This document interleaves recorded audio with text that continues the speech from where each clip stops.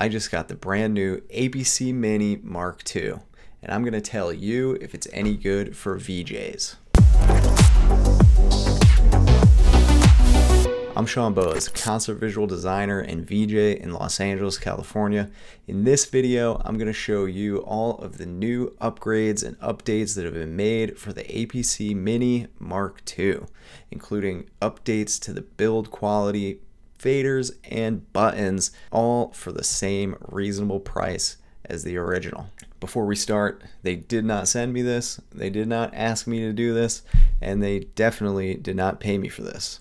So if you'd like to support the channel, if you like my videos, engage with the content, I'm happy to have you here. Let's jump into it. Overall, the build quality of the Mark II is quite an improvement. It's still all plastic, but it feels much sturdier. It doesn't creak when you press on it like the original. And it has this slightly textured face that just feels higher quality. I think these braces on the side give it a lot more structure, and just overall it feels more buttoned up. The layout is exactly the same as far as we're concerned. It's got that 8x8 grid and then small buttons along the side and along the bottom, along with 9 faders. Speaking of faders, these are a nice upgrade on the Mark II. They're sort of a minified version of APC 40 faders. The travel distance is about the same, but the caps are much nicer to use. They're a lot easier to grab than those little nubbies on the original. On the flip side, you might need to be more careful tossing this into a bag. The larger caps are a bit more snaggable than the original. It would be nice to get a deck saver for this, but I don't see one available yet. It's a little bit too new, though I do think that some of the cases that were made for the original will fit this, even though it's just slightly larger. Moving on to the buttons, this is one of the upgrades I was most excited about. The buttons are a little larger, they feel great,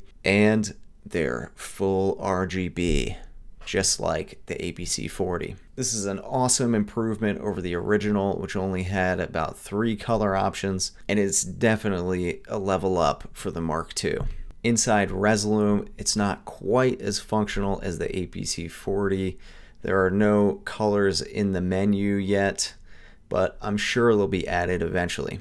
But in the meantime, there is a workaround. You can just look it up. They have a table that shows you all of the values and the colors associated with them for the APC 40, and those same values are what's used in the Mark II Mini.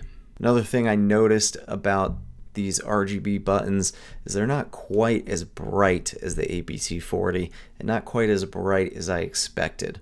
I'm not sure why that is, but that's a small drawback for these buttons. Next, I would talk about knobs, but there's still no knobs, which is kind of a bummer. If this thing had 8 knobs across the top, this would be my new daily driver for sure, and potentially an APC 40 killer for a lot of people. Probably why it doesn't have them. Like I've said in other MIDI controller videos, it is small enough. You could pair it with another controller. You got the space in your bag. If you really need some knobs, the MIDI Fighter Twister or the Akai MIDI Mix or the Launch Control, any of those could fit next to this on a table without much problem. So to wrap it all up, I think this is a really nice quality upgrade over the original. I will continue to recommend this controller to beginners and VJs who value portability and those looking for an affordable controller. I've got a link in the description if you want to pick one up, and thanks for watching.